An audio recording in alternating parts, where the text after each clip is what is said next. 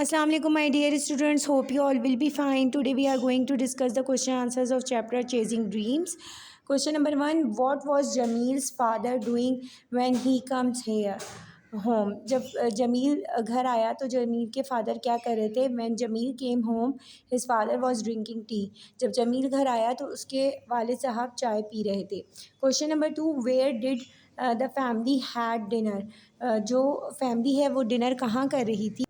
Family dinner कहाँ कर रही थी? The family had dinner in the middle of the yard, मतलब सहन के बीच में डिनर कर रही थी जहाँ जमील और उसके फादर बैठे बातें कर रहे थे. Question number 3, where did Jamil and Sara go to study? सारा और जमील पढ़ाई के लिए कहाँ जाते थे? Jamil and Sara went to the study to went to the city to study, मतलब शहर जाया करते थे. Question number 4, where did they build the hospital? उन्होंने हॉस्पिटल कहाँ बनाया था? They build the hospital in their village mid green fields, मतलब ग्रीन फील्ड्स के दरमियान जो है विलेज में उन्होंने हॉस्पिटल बनाया था. Question number 5, how many children did सारा हैव? सारा के कितने बच्चे थे? सारा हैड 2 चिल्ड्रन, सारा के 2 बच्चे थे. Question number 6, which vehicle did they travelled in? वो कौन से मतलब ट्रांसपोर्ट से ट्रैवल करते थे? They travelled in horse cart के ज़रिए से वो शहर जाया करते थे. Question number 7, what do you think nobody spoke which eating while eating dinner? मतलब आप क्या समझते हैं कि कोई भी बात नहीं कर रहा था डिनर करने के दौरान? डिनर के दौरान कोई भी बात इसलिए नहीं कर रहा था. They didn't speak while eating dinner because they all realised, उन सबको रियलाइज़ हो रहा था कि जमील जो है वो कुछ अपसेट है या उदास है.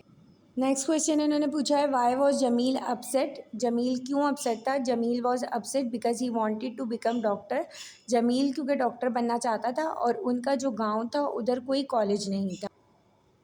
वाई डू यू थिंक सारा ट्राइड टू हाइड फीलिंग्स? सारा आप क्यों समझते हैं कि अपनी फ़ीलिंग्स छुपा रही थी? सारा इसलिए अपनी फ़ीलिंग्स छुपा रही थी ताकि सारा के वालिद साहब जो है क्योंकि एजुकेशन का ख़र्चा बर्दाश्त नहीं कर सकते थे और वो उनको परेशान नहीं करना चाहती थी एजुकेशन के लिए, इसीलिए वो अपनी फ़ीलिंग्स छुपा रही थी और ख़ामोश थी.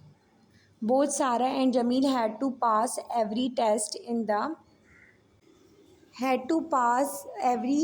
इन the first go. Why was it so? Sara और जमील हर टेस्ट जो है एक ही अटैम्प्ट में क्यों पास कर लिया करते थे? Because they can not afford to give the exam second time, क्योंकि वो सेकेंड टाइम अफोर्ड नहीं कर सकते थे कि दोबारा एग्ज़ाम.